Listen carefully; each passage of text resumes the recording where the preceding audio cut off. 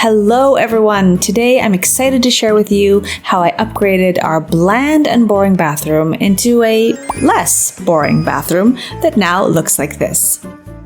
A few years ago, we bought a home that was covered floor to ceiling in builder-grade finishes. Every room looked the same, and this bathroom was no exception. It was so plain that it actually gave me blank canvas paralysis for months. So instead of feeling excited about upgrading it, I actually just felt overwhelmed. But there were two things I knew for sure that I wanted for this bathroom. One was that I wanted to go darker. And two, I wanted to add wallpaper to give the space an instant personality injection. I was also pretty sure that I wanted some kind of floral or botanical wallpaper. There are about 1 zillion wallpaper options out there, so it felt extremely overwhelming to make a decision. Anyways, as I was searching for inspiration when I first began the design, I deliberately stayed away from the obvious choice, which is a William Morris design, because as much as I love William Morris, I feel like it's already been done a million times.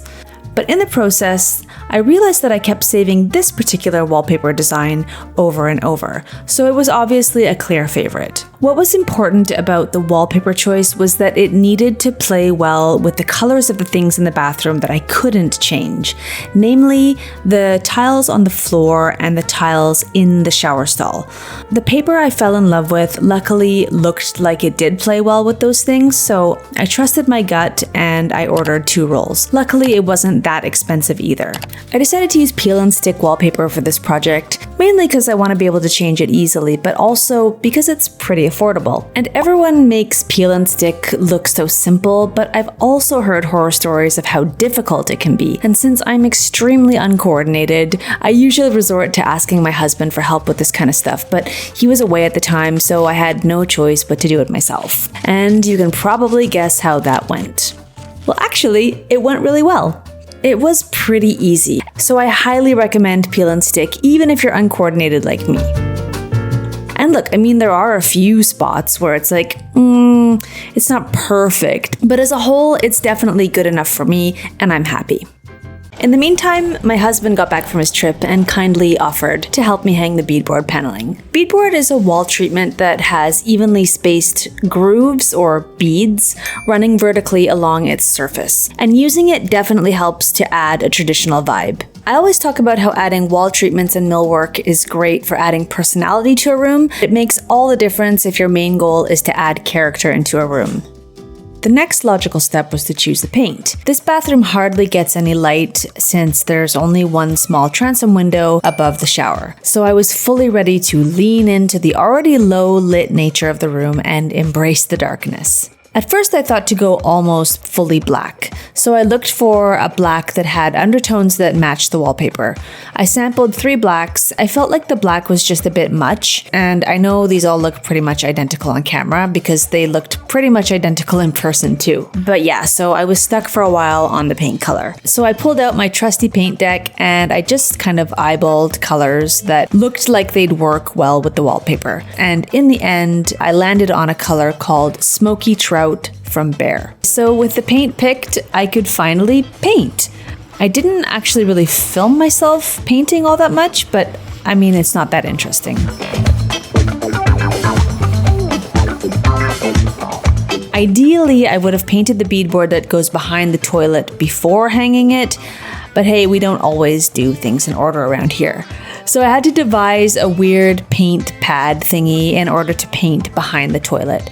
It actually did work well though. I also wanted to paint the cabinets below the sink to match the walls, but before I could do that, I wanted to add a little extra layer of detail to the boring shaker cabinets. I got some thin molding and cut it to size to frame the insides of the cabinet fronts. I used this molding cutter that I bought off Amazon and it made the job super easy. I really love the extra detail that molding adds to the cabinets. I think it's actually one of my favorite additions. Next, it was time to tackle the hardware. I was definitely going to replace all these handles. These handles were probably the thing I disliked the most about the old bathroom. I found this bag of brass knobs at the thrift store a couple of years ago for like $2, and I'd already used them when I DIY'd our bedroom nightstands. I had a bunch left over and I thought they'd be perfect in here. So I took off the old handles, filled the old holes, and I was so scared of messing up when I drilled into the cabinets, but in the end it was okay. I also decided to add some hardware to the top part of the vanity here. Even though this is actually just a fake drawer, I just think it adds some more detail to the room. Since I was going with gold hardware now, I decided to paint the existing light fixture with gold spray paint. This light fixture definitely wouldn't have been my first choice, but painting it was a whole lot cheaper than replacing it. I figure I can always just replace it later on if I want to. For the mirror, even though it was really tempting to tear out the giant sheet mirror, I didn't. I just framed it with molding instead. I also used some baseboard trim as a ceiling trim to bring some interest to the ceiling area since I decided actually to not paint the ceiling.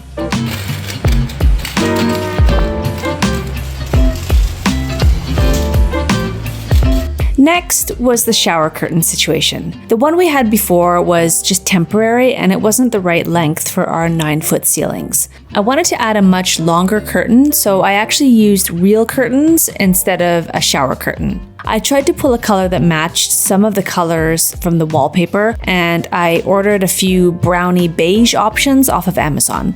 They were all wildly different, but there was one color that I liked. The curtains came in a pack of 2 and they were very narrow panels, so I actually just hung the 2 panels next to each other. I haven't sewn the panels together yet, but shh, nobody needs to know that. I love the gold shower rod, it's a tension rod, and the gold clips. They really give the bathroom some much needed sparkle. We replaced the faucet and the drain thingamabobber as well, and I'm so glad we did. In terms of the faucet design, I wanted something fun and that sparked conversation. I knew that I had picked the right thing when Ponty saw it and went, "What is this duck?" Let's be clear, it's a swan.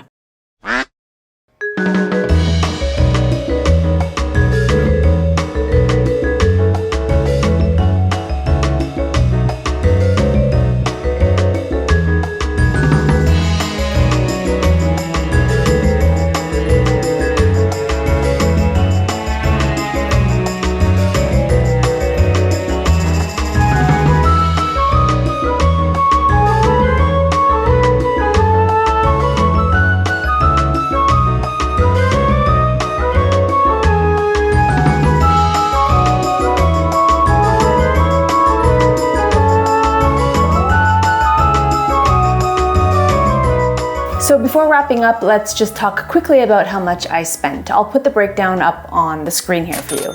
There are definitely ways that you could bring the price tag down if you wanted to. First of all, you could do without using any wallpaper and you could just paint instead. Paint is hands down probably the most transformational and cost-effective way that you can change or update the vibe of your space. I could have also just left the faucet, the drain, and the towel ring and the towel bar. The ones I had were perfectly fine, but I just wanted a different look and a different color, so I chose to swap those out. Removing the things I just mentioned would bring the price tag down to about $727. Anyways, that's it from me today. Thank you as always so much for watching, and I will see you in the next one.